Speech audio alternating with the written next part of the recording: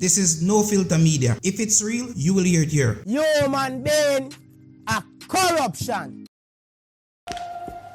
Welcome back to Primetime News. And a special welcome once again to our viewers on TVJ International in the Cayman Islands and online at onespotmedia.com. Up first this evening, almost $60 million worth of goods for Hurricane Melissa victims were not recorded in the inventory records of the Office of Disaster Preparedness and Emergency Management, the ODPEM. That's one of the key findings of the Auditor General's Compliance Audit Report on a real-time assessment of the Hurricane Melissa Relief Initiative. In addition, over 100 Starlink devices remain unused and in storage. Andrea Chisholm has been reading the report, which was tabled in Parliament today.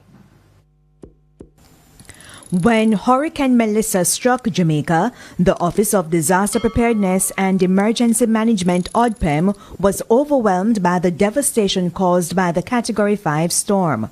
The Auditor General agrees that disaster relief efforts face challenges such as rapid decision-making, fluid operating conditions, coordination among multiple agencies, and heightened risks of resource misallocation.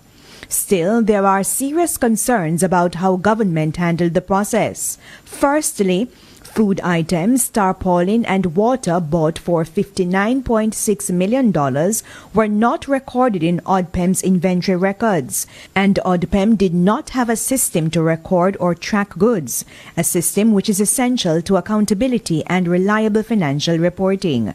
In response, ODPEM stated that its warehouse inventory operates as a paper-first system.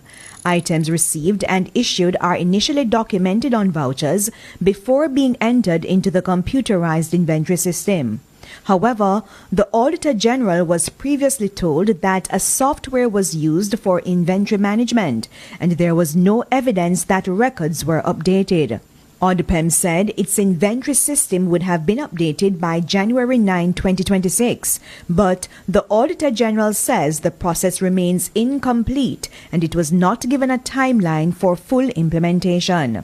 In the meantime, the report noted the purchase of 200 Starlink devices valued at over $12 million. The purchase was initiated by the Telecommunications Minister and not ODPEM's Director General. The Auditor General says only the head of the entity is legally empowered to initiate procurement, and there is no provision under the Public Procurement Act that allows the minister to initiate commitments to suppliers. 120 of the devices were distributed, but 41 issued Starlink devices remain unused and in storage. It turns out the power supply had 2-pin electrical plugs and were not configured for the Jamaican market. Power adapters were therefore needed.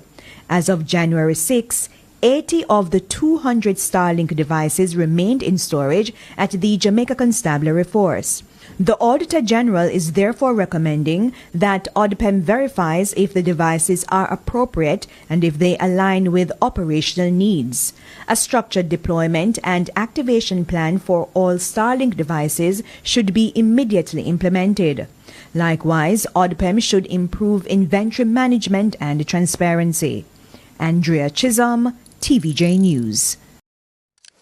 Concerns about governance and accountability at the Parliament were under scrutiny today as the Clerk of the House of Representatives appeared before Parliament's Public Accounts Committee. Details in this report.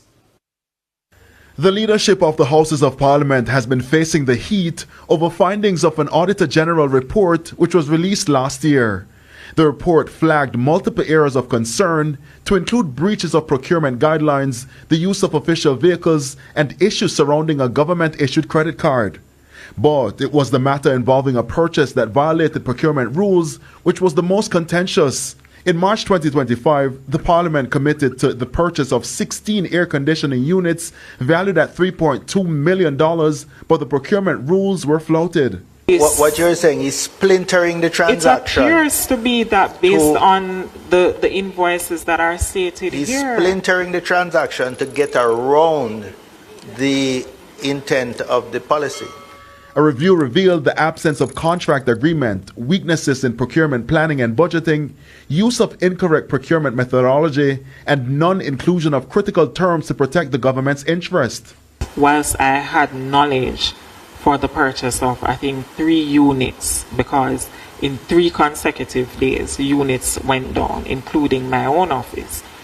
And I'm aware of that. As to the other purchases, they were made, some of them, while I was on official business. I was not physically here in the jurisdiction, and therefore did not grant any approval, and neither did I see any evidence that the deputy clerk, who would have supervisor functions in my absence, made such approval either. Your absence, it's a red flag for me, because your absence shouldn't be an issue, because somebody deputizes for you. There's a process that somebody should follow, that should be signed off before somebody can commit funds on behalf of the parliament. So the challenge is ensuring that the process is in place, that somebody doesn't go out on a frolic of his own. Members of the Public Accounts Committee questioned whether adequate management and oversight systems were in place to prevent such breaches and pressed the clerk on internal controls. Systems are in place, and I really don't want to go down this rabbit hole, but when you enforce and when you hold people accountable, there's a narrative that you are being vindictive when you hold officers accountable.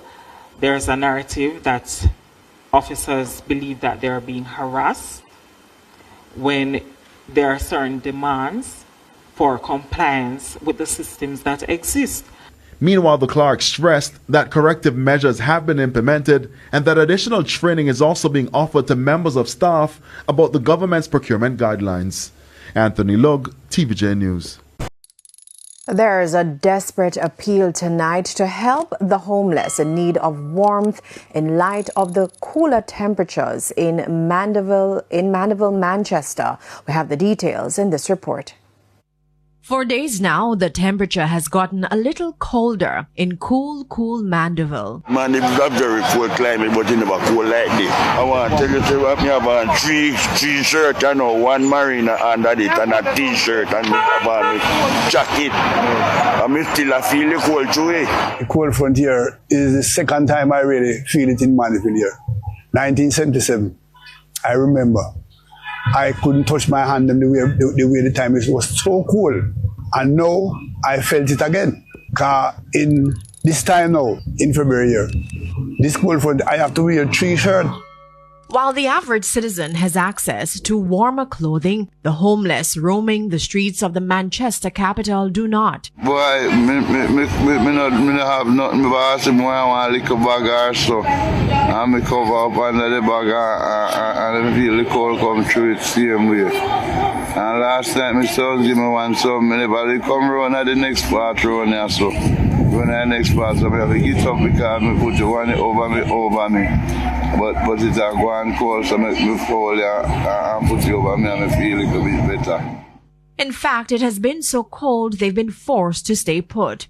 So instead of just handing out food, the Friends in Need charity has been distributing sweaters and blankets. But unfortunately, founder Yvonne Townsend Carr says there isn't enough for everyone. Now that it's cold, we have more coming out. And so it's about 60 to 65. So at times it rises and at times it falls. But right now, we have an influx. So we could say roughly 65. And in terms of gender, what is it like? You have women out here as well? Okay, so we have women and men, but the men are in the majority. And being called aside, these street persons, they have respiratory problem as living on the street on an ongoing basis. So all of them that I encounter with, they are coughing, they have coughs. It's why she's appealing for donations to keep the homeless warm. From hats to socks, shoes, sweaters, and jackets, it will go a long way for this vulnerable group.